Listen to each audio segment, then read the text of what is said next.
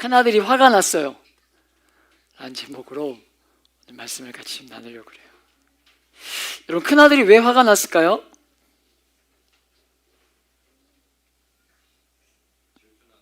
질투나서. 우리가 계속해서 탕자의 비유를 보고 있는데 오늘 질투난 그 형에 대한 이야기를 우리가 좀 보려고 그래요. 여러분, 우리가 지난주에 말씀 보면서 누가 봐도 탕자였던 둘째 아들이지 않습니까? 아버지를 당시의 시대의 흐름 가운데서 아버지가 죽어야만 받을 수 있는 재산을 달라고 했던 거잖아요. 이런 불효자식이 어디 있습니까? 아버지 죽으라는 거잖아요. 근데 아버지가 어떻게 했어요? 정말 자기의 그 생명을 내어주는 그런 우리가 말씀을 통해서 하나님께 붙어 있는 것이 얼마나 중요한가 라는 말씀을 보았었는데, 여러분, 그런데 오늘 보게 되는 이 형은요, 어떤 면에서 좀 억울할 수도 있을 것 같아요. 아버지 곁을 떠난 적이 없는 형인데 역시 탕자였다는 거죠. 그리고 이 형이 탕자라는 사실에 여러분요, 기독교다움이 있다는 거, 기독교에 기독교다움이 있다는 거, 여러분, 이것이 핵심이라는 것들을 오늘 말씀을 통해서 우리가 잘 누리시길 축복합니다. 여러분, 기독교는요, 일반 종교 중에 하나가 아니죠. 기독교는 세상의 다른 종교와 다른 것으로 하나밖에 없는 생명의 길, 그 길이 이 길이고 우리가 믿는 한 분 하나님이죠. 오늘 두 번째 비유인 형의 모습 안에서 우리는 기독교가 가지고 있는 기독교만의 특성을 발견할 수 있는데, 여러분, 왜 형은 어떤 면에서 탕자라고 우리가 볼 수 있는가? 우리가 이제 그것들이 궁금한 거죠. 아버지가 살찐 송아지를 잡았어요. 그리고 그 잔치는요, 아버지의 기쁨을 보여주는 너무나 그림과 같은 잔치였다는 거예요. 아버지가 얼마나 기뻐하는가를 보여주는 그림과 같은 것이 송아지를 잡은 거예요. 동생이 돌아와서 아버지가 너무 기뻐하고 있는 그 잔치에 형이 어떻게 하고 있는 거예요? 28절에 보면, 같이 한번 읽어볼까요? 28절.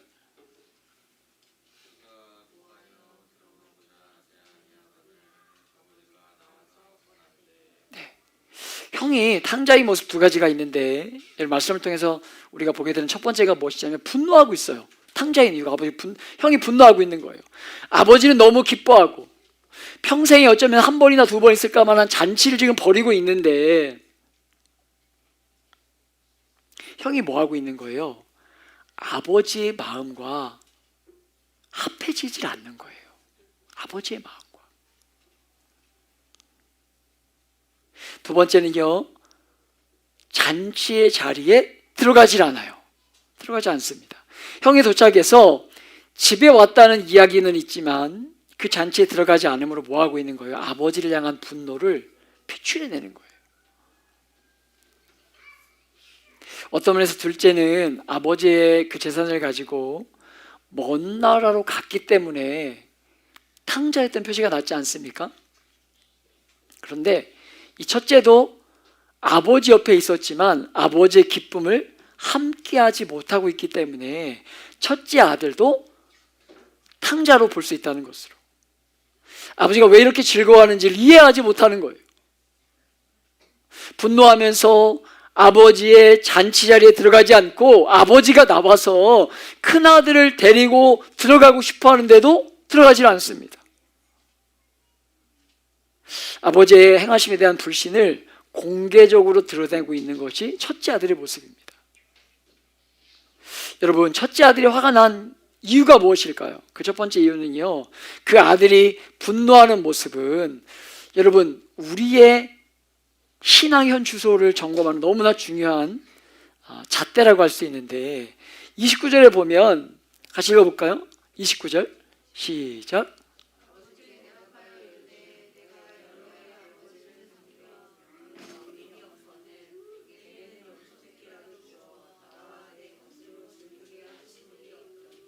아멘.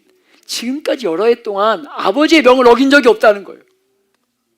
아니 아버지가 하라는 대로 다 하면 살았는데 뭐예요? 뭐가 있는 겁니까? 자신이 한 행동에 대한 아버지를 떳떳이 아버지를 섬겼다는 그 떳떳함.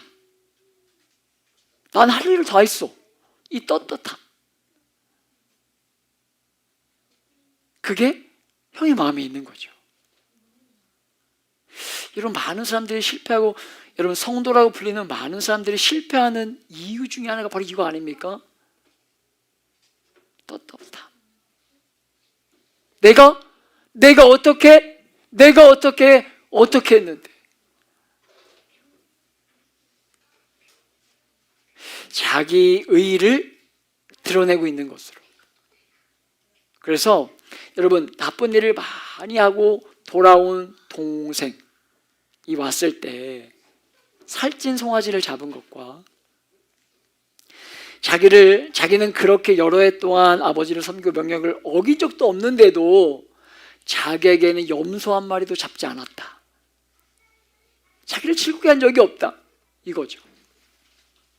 계속 비교하고 있는 거예요. 계속 비교하고 있는 겁니다. 오늘 말씀이 보면요, 계속 비교하면서 이 구조가 이어지고 있어요. 사랑하는 여러분, 기독교의 신앙은 여러분이 신앙생활을 잘하면 아버지를 향해서 떳떳한 마음을 가질 만한 어떠한 근거가 있으면 되는, 여러분 그것이 신앙이 아닙니다. 그것이 신앙이 아니에요.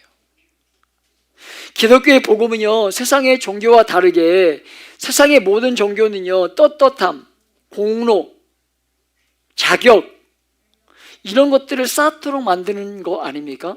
이런 걸 쌓아가도록.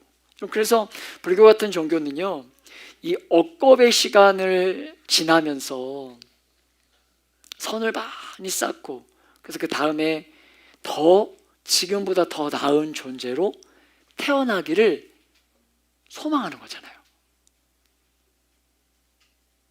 자기의 공로에 근거해서 다음에 더 좋은 세상을 만나길 원하는 거예요.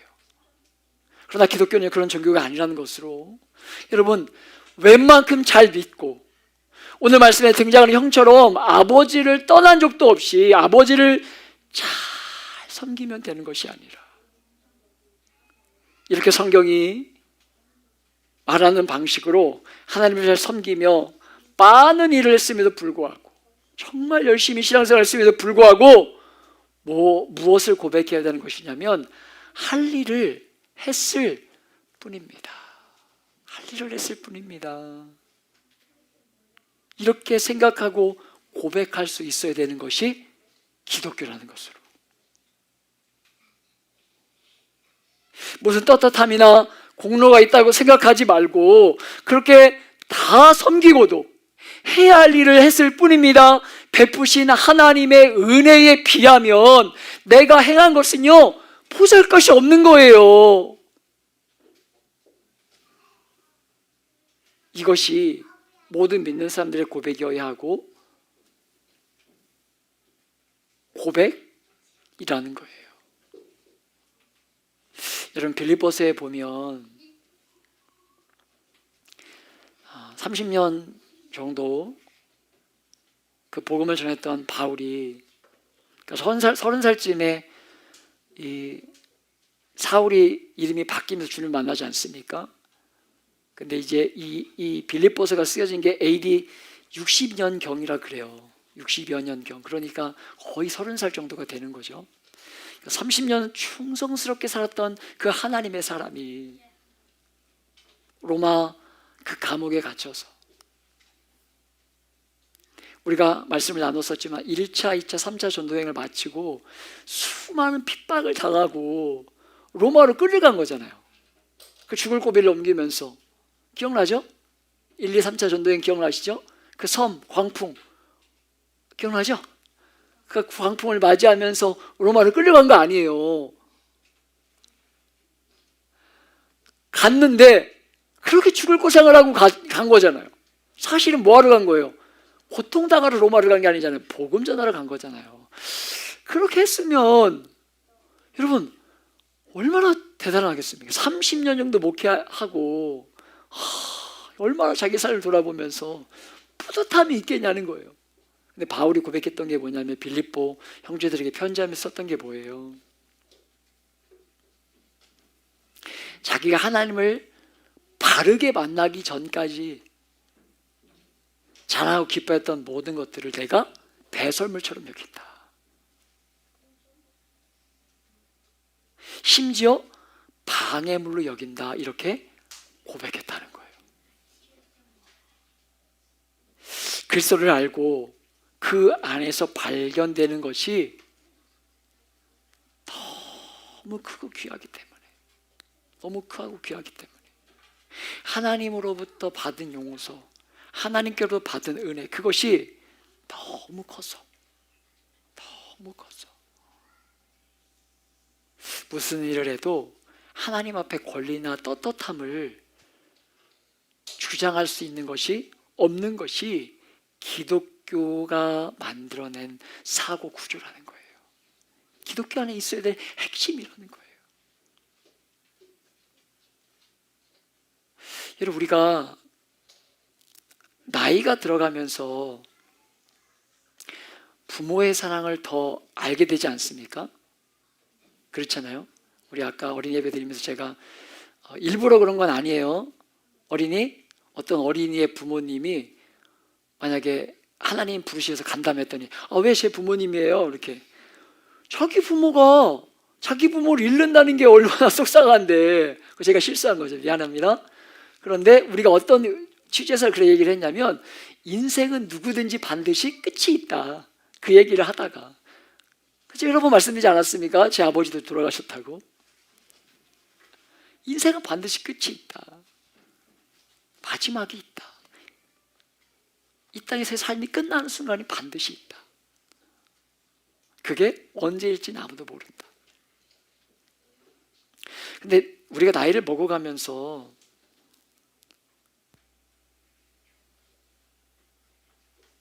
더 부모의 은혜를 기억하는 거죠. 아까 어떤 아이가 저한테, 정확하게 얘기하면 제 아들 중에 한 명이 그러면 서산에 계신 할머니도 곧 돌아가시겠네요. 그래.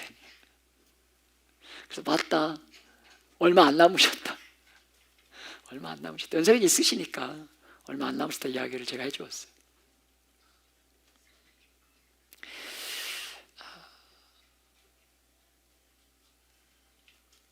벌써 이 자리에도 여러분 너무 그 마음에 상심을 가지고 온 자매도 있어요. 그 사랑하는 가족을 잃은 슬픔을 가지고 온 자매도 있어요. 그 마음이 얼마나 어려울까. 그런데 그렇게 우리가 나이가 들어가면서 마지막을 향해 가면 갈수록 부모의 사랑이 너무 크다는 걸 우리가 알게 되는 거 아니겠습니까?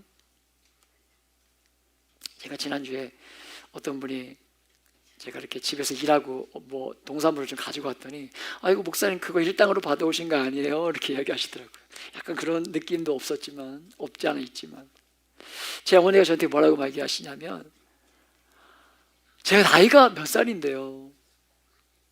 그런데 저한테 이 목회자라는 그 특성상 그 노모가 저에게 마지막에 가는데 오늘은 이렇게 오늘 줄 용돈이 없다. 저한테 일하고 가는데 내가 뭐 줄 게 없다.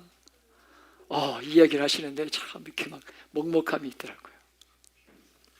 아니 그 85세 먹으신 노모가 40살 훌쩍 넘은 아들한테 내가 줄 용돈이 없다 이렇게 하시는데 저는 못 드리고 오거든요. 그러니까 여러분요 아무리 자식이 잘해도 부모가 우리 자녀에게 해준 것만큼 할 수가 없는 거예요. 그 사랑을 알아가는 거죠. 그런데 그 사랑을 나이가 먹어가면서 더 알아가는 거예요. 알아가는 거.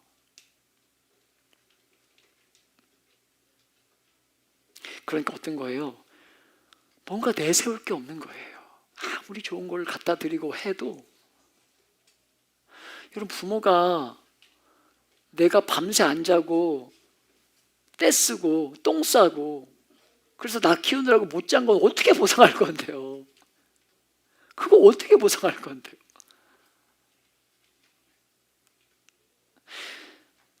내가 커가면서 관계 안에 살아가면서 어려움 겪었던 그래서 마음 썼던 거 그거 어떻게 보상해 드릴 건데요? 못하는 거예요.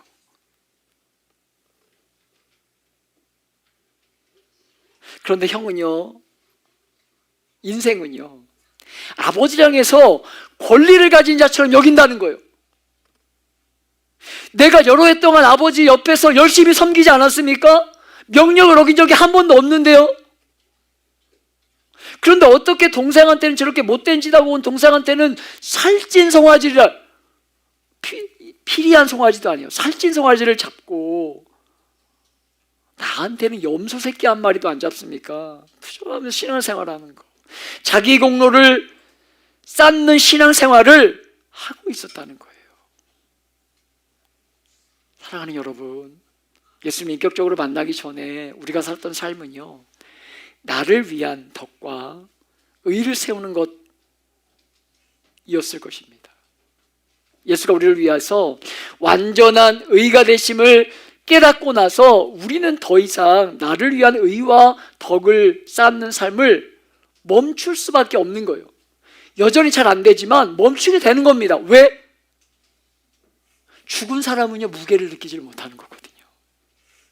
이미 예수가 우리를 위해서 죽고 사시고 우리의 과거는 이미 죽은 거예요. 예수를 믿는 순간에 우리는 새로운 사람이 되는 거예요. 그러니까 무게를 느끼지 못하는 거. 왜?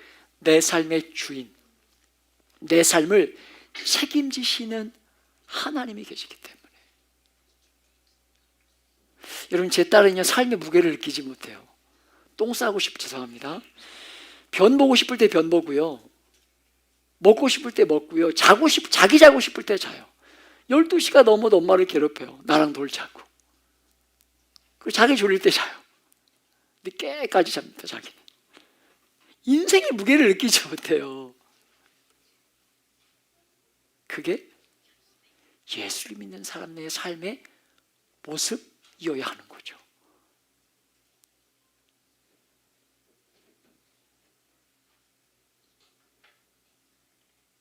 그런데 첫째는 아버지를 떠난 적이 없는데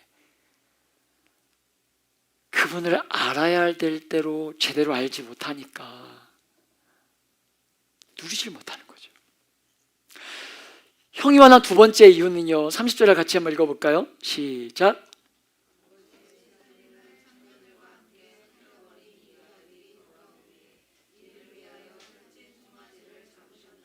우리가 비슷할 수 있지만 하나님을 향해 가지는 떳떳한 마음이에요. 떳떳한 마음. 하나님도 나에게 뭔가를 해주지 않으면 안 된다는 거예요. 내가 이렇게 섬겼으니까 하나님이 나에게 왜 안 해주지? 이거죠. 첫 번째는 떳떳함. 너 아버지께 할 거 다 했어. 내가 할 도리 다 했어. 두 번째는 그러니까 하나님도 나한테 줘야지. 왜 안 줘? 이게 이 첫째 아들을 화나게 한 거예요. 사랑하는 여러분, 그런데 그런 마음을 하나님을 향해서 표현하는 게 어렵죠. 어렵지 않습니까? 왜? 혼날까 봐. 그러니까 그 마음이 누구를 향해 나타나고 있는 거예요? 동생을 향해 나타나는 거예요. 아버지에 대한 분노가 동생을 향해 나타나는 겁니다. 뭐라고 표현하고 있어? 성경에 보니까 창녀와 함께 아버지의 재산을 먹어버렸다는 거예요. 여러분, 그런데 동생은요, 동생이 그 재산을 어떻게 썼는지 형이 알 수 있을까요, 없을까요? 몰라요. 왜 모릅니까? 잔치에 들어가지도 않았고요, 떠난 이후에 동생의 삶을 계속해서 업로드했던 게 아니에요. 모르는 거예요. 동생 삶을 잘 모르는 거예요. 그냥 뭐 하는 겁니까? 추측하는 거예요. 자기가 여러 해 동안 아버지를 떠나지 않은 것과 아버지의 명령을 어기지 않은 삶과 동생은 아버지를 멀리 떠난 것과 돌아보지 않은 것, 그리고 돈을 다 쓴 것, 이것들을 비교하면서, 자기와 끊임없이 비교하면서 분명 그렇게 했을 거야. 추측하고 있는 거죠. 동생의 한 나쁜 일과 자기가 한 좋은 일을 이렇게 비교하면서 뭐 하고 있는 거예요? 동생을 용서하지 않는 거예요. 사랑하는 여러분, 우리가 하나님 나라의 비유를 계속 보게 되겠지만, 하나님 나라 안에 있는 백성의 가장 중요한 특징 중 하나가 무엇이어야 되는 것입니까? 우리 형제가 오늘 읽을 말씀도 봉독했지만, 여러분, 성도 안에 있어야 될 게 뭐예요? 바로 용서거든요. 용서. 하나님으로부터 용서받은 백성들이기 때문에 우리도 어떤 사람을 어떤 이유에 근거해서 용서하지 않거나 용서하는 세상과 다르게, 세상은 끊임없이 무엇을 요구합니까? 당위성, 근거, 이유를 대라는 거잖아요. 내가 널 용서해야 될 이유를 대봐. 끊임없이 내가 너를 사랑해야 될 이유를 찾아요. 내가 왜 저 사람을 사랑해야 되지? 내가 받은 게 뭐지? 그러면 저는 아직 많이 부족한가 봐요. 생일 때가 되면 늘 아내한테 뭘 요구해요. 이번 생일은 뭘 사줘? 이제 이런 요구하는 버릇이 있어요. 아직 좀 많이 부족한 사람 같아요. 요구하는 거예요. 근데 여러분, 이 상대적인 우월감, 나는 아버지를 떠난 적이 없고 아버지를 여러 해 동안 섬겼고 명예를 어긴 적이 없다는 자신에 대한 판단과 아버지를 멀리 떠났고 아버지를 불효했고 창녀와 나쁜 짓을 하며 살았던 이 동생과 이렇게 자기를 비교하면서 영적인 우월감을 가지니까 어떤 일이 일어납니까? 어떤 일이 일어나요? 용서하지 못해요. 더 날카로운 비난을 쏟아냅니다. 30절 말씀에서 둘째를 향한 형의 표현을 보세요. 말씀을 한번 이렇게 보세요. 여러분, 거슬리는 표현이 있지 않습니까? 우리가 읽은 한글 성경에 보면 이 아들이라고 나오는데 이 영어 번역을 보니까 son of your이라고 되어 있더라고요. 번역되어 있더라고요. 그러니까 뭐라고 표현한 거예요? 당신의 아들, 당신의 아들. 당신의 아들이 이렇게 얘기하고 있는 거예요. 내 형제가 아니라 나하고 관계가 없는 당신의 아들, 이렇게 부르고 있는 거예요. 사랑하는 여러분, 성경은 자주 우리에게 권면하지 않습니까? 자기보다 남을 낮게 여기고, 우리 아까 말씀 읽었지만 형제가 으뜸이 되고자 하면 어떻게 하는 거예요? 자기가 종이 되어야 하고 남을 섬기는 자가 제일 크다, 이렇게 말씀하고 있어요. 그런데 복음과 기독교의 정신을 모르는 형은요, 부모 옆을 떠나지 않았는지는 모르겠지만 기독교는 세상의 일반적인 종교와 다르기 때문에 그렇게 이야기하지 말아야 되는데 뭐라고 이야기하는 거예요? 나는 저런 동생과는 다릅니다. 당신의 아들 이렇게 부르면서 부를 만큼 동생을 아무렇게나 평가하고 있는 거예요. 남들을 나보다 더 훌륭하게 여겨야 하는데 세상의 일반적인 모습처럼 남들을 다양한 기준에 근거해서 나를 높이고 남을 아무렇게 대하는 모습, 이것이 두 번째 형의 모습이에요. 이것이 바로 형이 탕자인 이유입니다. 밖으로 볼 때는요, 아버지를 전혀 따른 것이 없지만 아버지를 향해 많은 권리와 권리의식을 가지고 아버지조차 뭐 하고 있는 거예요? 비난하고 있는 거예요. 아버지 뭐 하는 거예요? 아버지 뭐 하는 거예요? 지금 이러고 있는 거 아닙니까? 여러분, 왜 이렇게까지 얘기하냐면 이따 또 나와요. 그 이유가 나오는데, 여러분, 정상적이라면 어떻게 했겠습니까? 원래는 우리가 이 말씀을, 이 배경을 아는 분들은 아시겠지만, 여러분, 이 배경을 떠나서라도 형제가 있어요. 그런데 둘째가 집을 떠났어요. 아버지는 늘 그 동생을 그리워하고 기다려요. 그걸 본 형이라면 어떻게 했겠습니까? 아버지, 제가 한번 나가 찾아볼게요. 이래야 되는 게 정상 아니겠어요? 그런데 동생이 돌아왔는데 뭐 하고 있는 거예요? 자기가 아버지 옆에서 했던 거 자랑하면서 그냥 추측해가지고 나쁜 짓 하고 왔다, 이렇게 동생을 함부로 이야기하고 있는 거예요. 사랑하는 여러분, 여러분의 신앙이 이렇게 될 수 있다는 것 잘 보시길 축복합니다. 기독교는 그런 종교가 아닙니다. 그런데 기독교의 이름으로 다른 사람을 무시하고 나를 높이고 하나님 앞에 마치 어떤 떳떳함이 있는 것처럼 이야기하면서 하나님을 향해 뭔가 요구할 수 있는 것이, 권리를 가지고 있다고 생각하고 있을 수 있는 것이 우리의 모습일 수 있고 그런 기독교 신앙을 할 수 있다는 것 우리가 잊지 말아야 된다는 거예요. 저 10년을 넘는 시간 목회를 하면서 이 땅의 교회가 이런 일에 자주 실패했다고 생각합니다. 세상적인 종교의 관점에서 신앙생활 하도록 어떤 면에서 만들었다는 것으로 말씀이 가르치는 바른 성도의 모습이 어떠한지 비추어 보도록 하지 않고 일반적으로 가지고 있는 종교적인 관점에서 자기를 바라보면서 이만큼 하나님을 향해 삶을 하면 이 정도 하면 됐지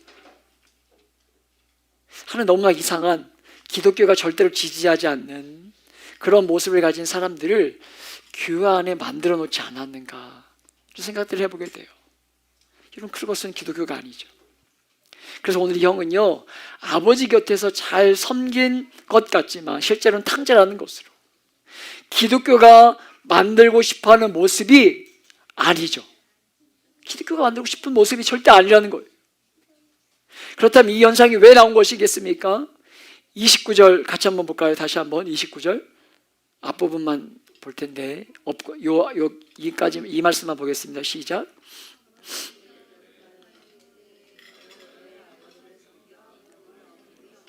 섬겼다고 할 때 이 섬겼다는 단어가 오늘 찾아보니까 동사거든요. 들류오라는 동사인데 이 들류오라는 동사가 어디에서부터 나온 단어이냐면 둘로스라는 단어로부터 나온 이 유래가 그래요. 이 들류오라는 단어가 둘로스라는 단어에서 나온 유래되었는데 이 둘로스라는 단어가 뭐냐면 당시에 이 사회적인 이 시대의 엄격한 계급 사회에서 제일 하급층을 가리키는 단어가 둘로스예요. 둘로스, 종.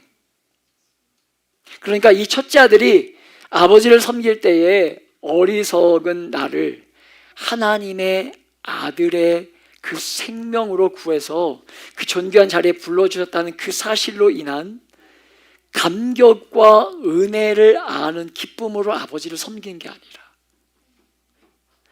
알면서 오는 그 사랑으로 섬기는 게 아니라 종처럼 불이익을 당할지 모르기 때문에 불이익을 당하지 않으려고 종처럼 눈치를 보면서 그 일을 했기 때문에 많은 일을 실제적으로 했음에도 불구하고 속으로는 뭐 하고 있었던 거예요? 자기가 계산기 두드리고 있는 거죠. 종으로 했기 때문에 하나님 보시기에 결국은 아무것도 아닌 거예요. 종으로 그 일을 했기 때문에. 사랑하는 여러분, 기독교는 그런 종교가 아닙니다. 기독교는요 뭔가를 해놓고 많이 했다 생각하는 그런 종교가 아니라는 거예요. 바울은 주님을 만난 이후에 그렇게 충성스럽게 하나님을 섬겼는데도 마지막 죽기 전에 여러분 그 디모데전서에서 나를 뭐라고 고백하냐면 나는 죄인 중에 괴수다 이렇게 고백했거든요. 이게 기독교예요. 이게 기독교는 일반 종교처럼 여러분이 쓸만한 사람이 되어서 천국에 가는 종교가 아니라는 것입니다. 자격 없는 우리를 예수의 완전한 공로에 근거해서 우리같이 자격 없는 자들을 너무나 풍성한 그 복의 자리로 초대하시고 용서하시고 그 많은 복을 은혜 때문에 자격이 아니라 은혜에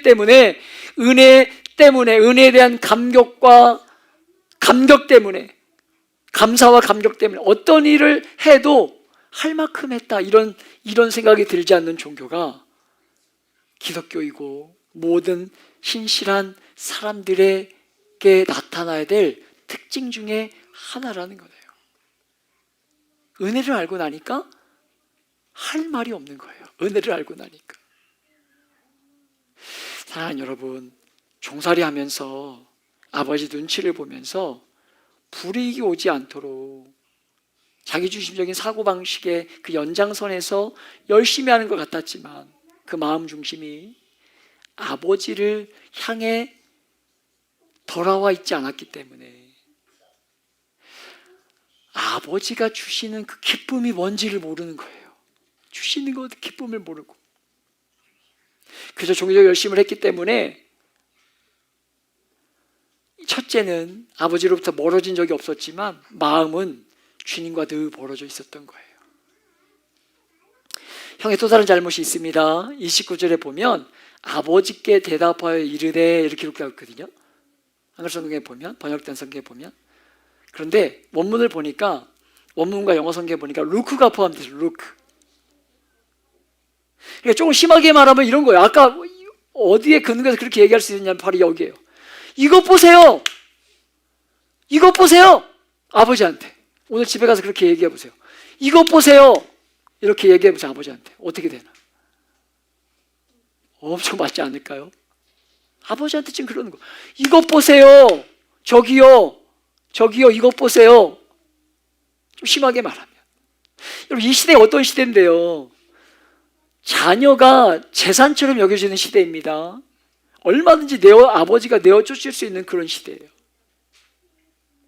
그런데 그 자기가 했다는 그 열심에 대한 뭔가 피드백이 오지 않으니까, 중독되지 않으니까 아버지를 향해서 이것 보세요. 이렇게 이야기할 거예요.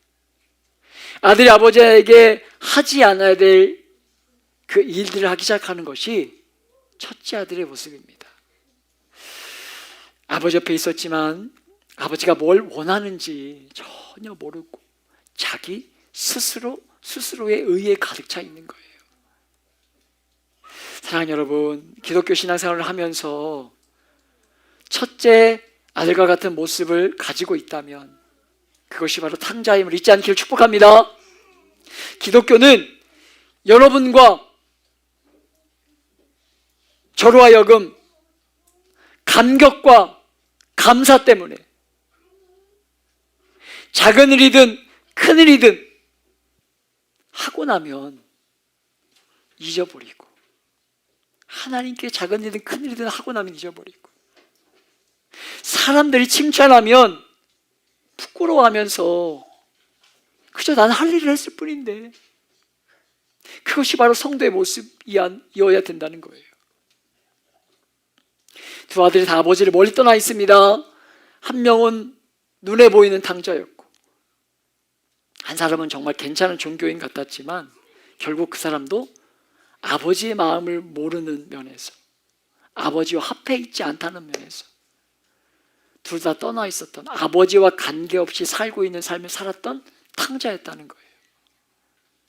사랑하는 여러분, 여러분의 신앙이 이렇게 될 수 있다는 것, 하나님의 이름으로 우상을 얼마든지 섬길 수 있다는 것, 우리가 정신 차리지 않으면 그렇게 첫째같이 신앙생활할 수 있다는 것, 우리 잊지 맙시다.